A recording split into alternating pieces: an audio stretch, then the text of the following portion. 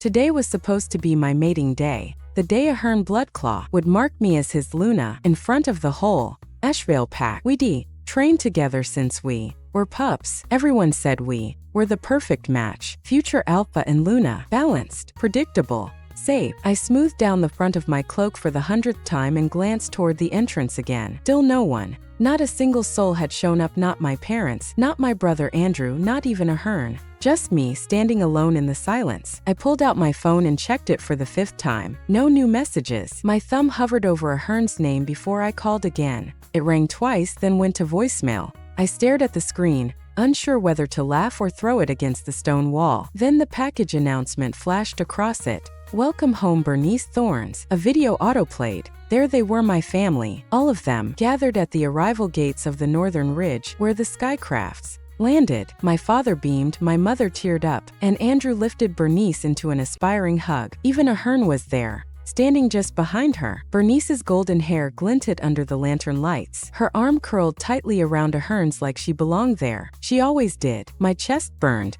A moment later, my phone buzzed again. This time it was a Hern. Stop being dramatic, Anastasia, he said, his voice dry like I'd called to complain about the weather. We'll do the ceremony later. Bernice just got back from Alpha training at Wolfsbane Academy. The line cut. I stared at the screen, my claws itching to come out. Around me, the ceremonial hall remained silent, filled only with the soft rustle of moonflower petals falling to the floor. I looked down at the cloak I'd spent hours sewing silver threads into. It pooled around me now like shed fur, like something I didn't deserve to wear. I slipped it off and left it there. The Stormvale pack buzzed with noise when I returned. Someone had roasted meat on the back grill. Bernice's perfume floated through the hall's rose and sweet leaf, strong enough to push every other scent away. Laughter echoed from the main room.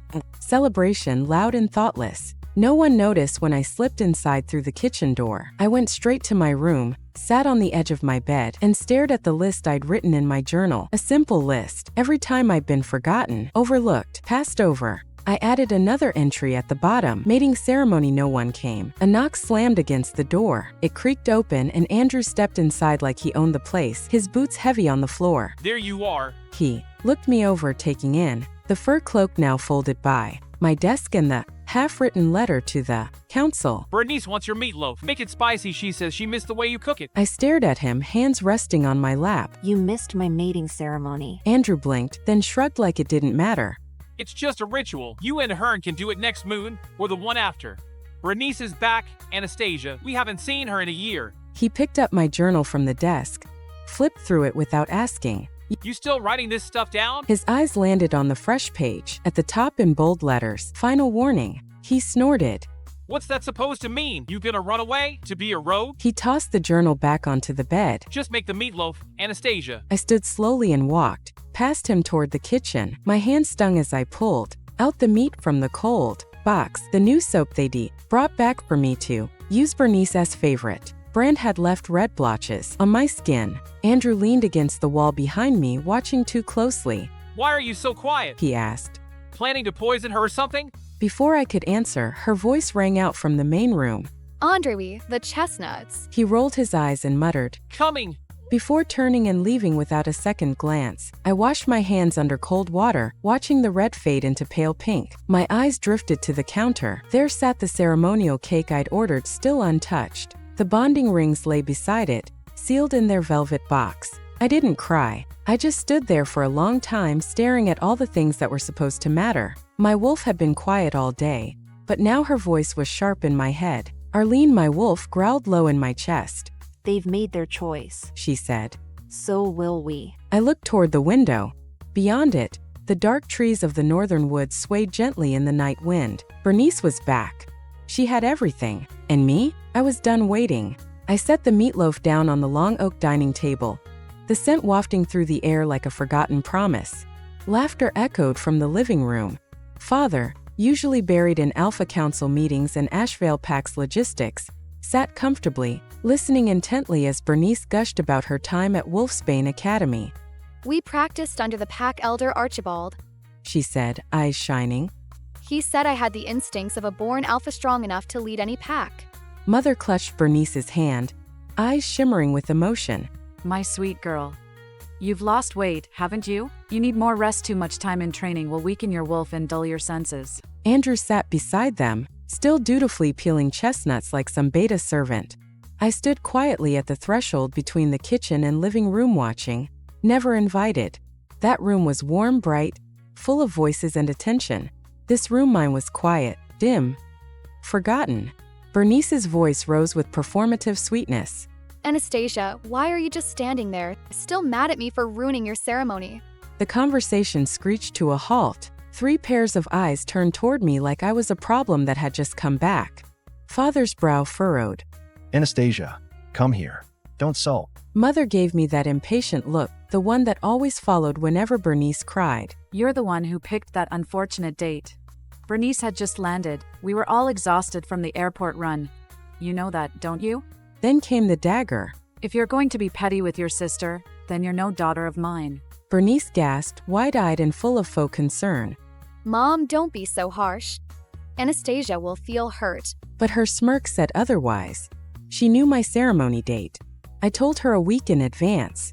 She even replied, Can't wait.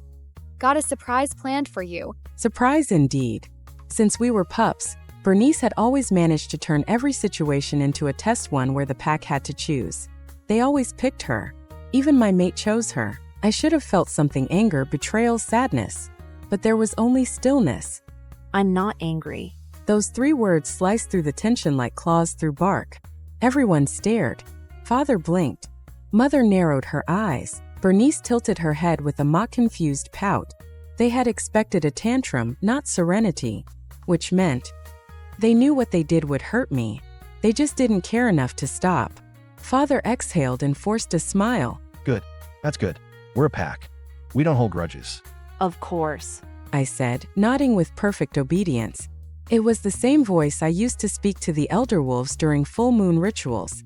The relief in their eyes was instant. They turned their attention back to Bernice. Dinner began. The maid had added Anastasial dishes besides my meatloaf crab legs, lemon garlic scallops, all Bernice's favorites. You're too thin. Father murmured, piling food onto her plate. Eat more. You'll need your strength before the orchestral trial. Mother added, dabbing her eyes again. Andrew chimed in with a grin. Don't worry. If any of those city wolves give you trouble, I'll rip their throats out. Bernice laughed, her silver hair gleaming in the light. No need. I've got this. They all chuckled. I ate in silence, the warmth of the meatloaf doing little to thaw the cold within me. Then, for the first time that evening, Mother glanced at me. She hesitated, picked up a spoonful of meatloaf and placed it on my plate. Try it. Don't think we don't care about you just because we fuss over Bernice. I care about you too. The words felt rehearsed, like a line from a script she'd used too often. I looked down at the food, then slowly set my utensils down. No. I'm full. Her expression shifted, first startled, then irritated. What's wrong with you lately?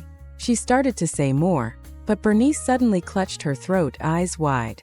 Mom, I can't breathe.